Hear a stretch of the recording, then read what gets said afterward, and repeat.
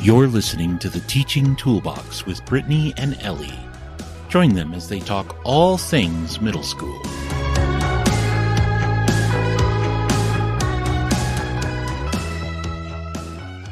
Hey, Brittany.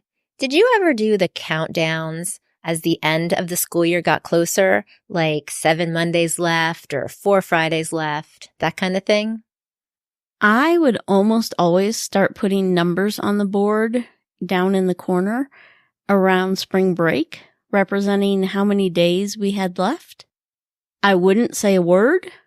I would just change the number every day and just wait for the kids to recognize it and figure it out. Oh, that's cool. I like that. One year was particularly bad, and I actually started my numbers after Thanksgiving. Oh, boy. But I do love the balloon countdowns and the kindness countdowns that I see. Those look so fun. Me too. Sometimes counting the days left seemed like too many days for me. So I would go with, there's this many Fridays left. And, so it was single digits of something. Yes. And that kind of seemed a little bit easier. So welcome to the Teaching Toolbox podcast. I'm Ellie and I'm here with Brittany. Hi. Today, we're going to talk about tips for the final quarter of the school year. Now, some of our listeners might be in school until the middle or end of June, while others will be done in the middle of May. So we hope to catch you with some end-of-year types of ideas before you get there. And make sure to stay tuned to the end of the episode for a quick list of random ideas that you might not have thought of.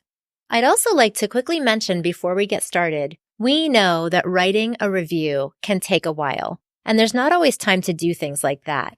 But did you know you can rate the podcast, at least on Apple Podcast, without writing a review? If you feel like you've heard a great episode, we'd really appreciate you just rating the podcast, maybe with 5 stars if you're feeling like it. And if you feel like writing a review, well, we'd love to hear from you. Okay, on to our tips for the final quarter. The end of the year can be challenging as the weather becomes nicer in many states. And hormones are possibly kicking in, leading to different types of behavior. It can be tough. Students are potentially more off task, more social, less willing to work in class. You might see a rise in passing notes, flirting, rebellious behavior. So what can we do to keep students as motivated and engaged as possible? As the last months of school seem to stretch out in front of us. Well, one thing we can do is try to have a frank conversation about the fact that the year isn't over. And this can be a little difficult, but it's important. We need to talk to students about the fact that learning is still supposed to be happening, grades are still going in the books, and behavior expectations are the same as they've been all year.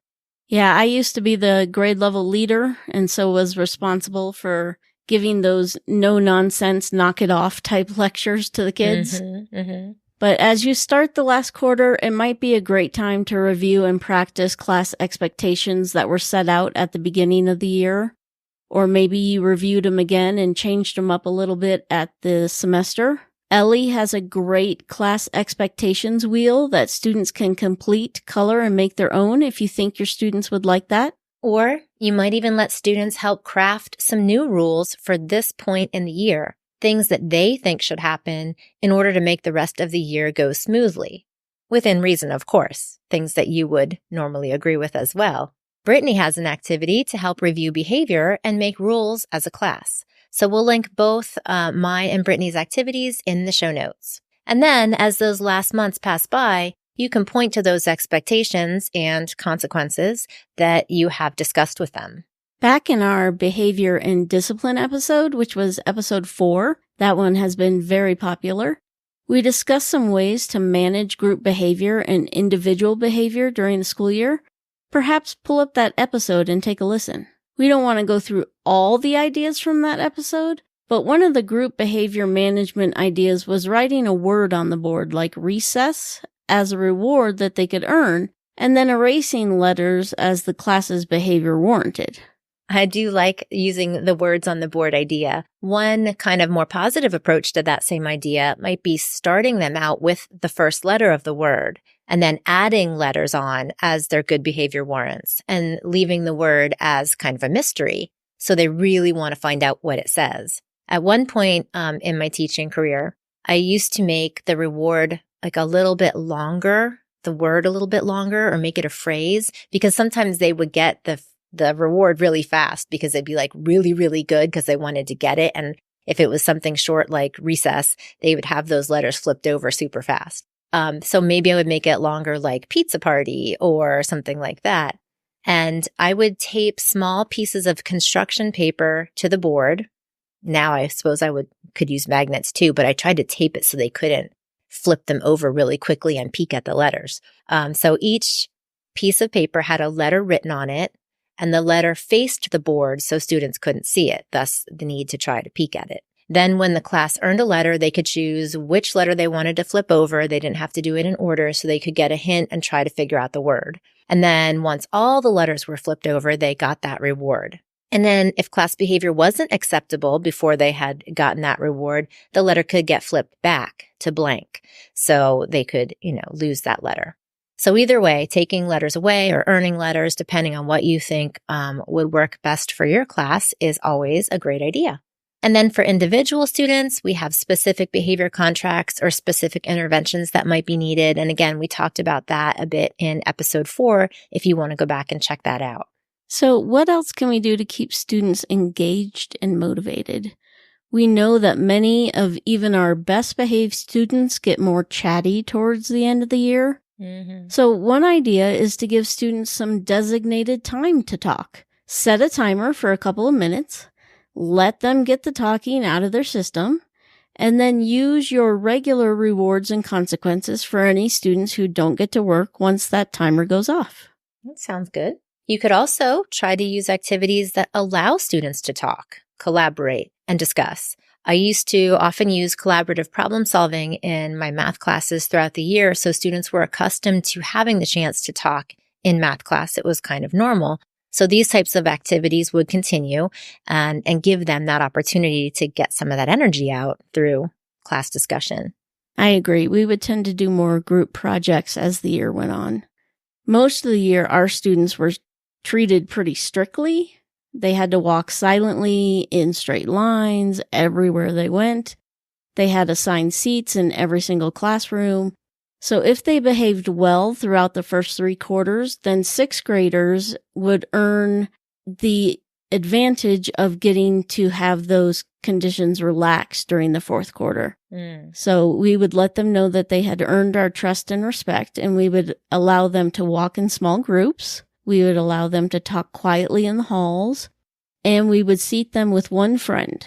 So sometimes we'd have to pull back on those things if they would start to get too loud, or we'd see them running in the halls. But most of the time, the students handled their new freedoms pretty well.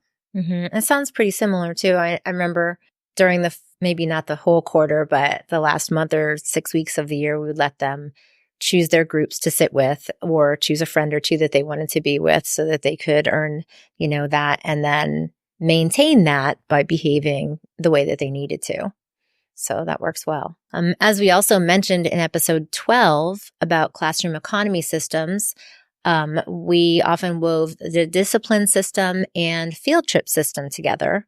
Then we could also add group incentives like pizza parties or game days to the class store as the year went on. And those would require the majority of the class to join their money together. And that would initiate teamwork, communication, and more. Another way to help inspire end-of-year motivation is to give out end-of-year awards. Whether they're based on character, academics, improvement, attendance, or attitude, celebrating students and their achievements is a great way to keep kids motivated, especially if they know that that's being looked at. Yes, absolutely.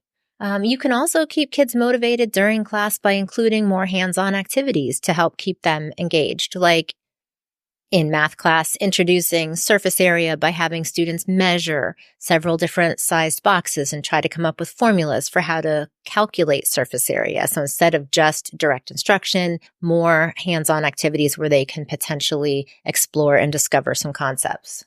Give students opportunities for activities that actually require talking or moving. Maybe individual or group projects, project choice boards so they can choose the project. Group presentations about topics. Let them be the teachers if the content will allow. I always like doing that. And some of them really get into that. They really get into how they want to explain something, and they'll make their own PowerPoint presentations. And, they really get excited about that kind of thing. Yes. Yep. Yeah. I usually had students create tessellations toward the end of the school year. We did the MC Escher types of tessellations that were much more detailed than using triangles and hexagons, those regular shapes. And we would start out with the regular shapes, but then when they made their bigger project, it was the Escher type of tessellation. And then they had to decorate or design the inside of each shape as similarly as possible. So this did take a bit of time. And they were allowed to talk while they were working on that, but they were usually so very focused on getting the details right in the tessellations that the conversations typically stayed pretty quiet. And then as we got closer to the end of the year, we would create memory wheels to recap the year. Students would share those, and we'd save them for back to school and post them for new students to see.